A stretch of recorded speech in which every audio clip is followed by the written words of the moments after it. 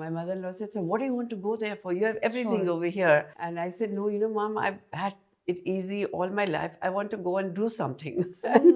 So she said, you're going to go work for somebody. I said, no, I'm not going to work for anybody. I'm going to give jobs. In the first year, I got into 100 Bay Area stores. Went around looking for a job. I didn't find anything.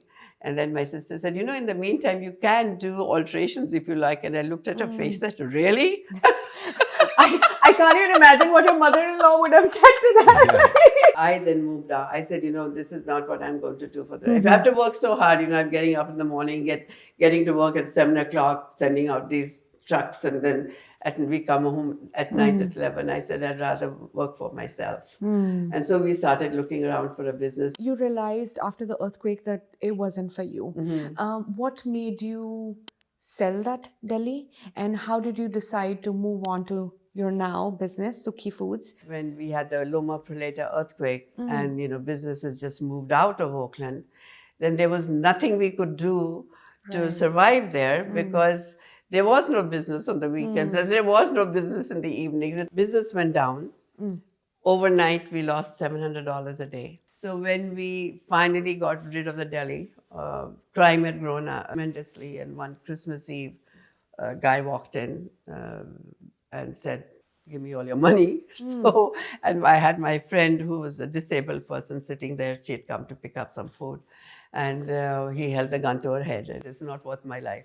Whatever it gives us, let's get out. I'm not waiting for business to come back. So something we bought for 175, we sold for 60,000 and got out. And he would want Indian food every night. And I like cooking, but I don't like spending hours in the kitchen. Sure, yeah, please.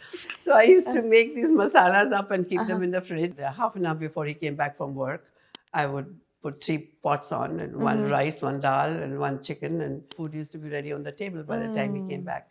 So I used to make these sauces and keep them in the fridge. And then when I came here, my younger sister would say, can you make me that masala? So I started making that sauce for her. And then what I did was I put it in little deli containers. I started selling it in the deli. Had it in my intuition that this is going to work.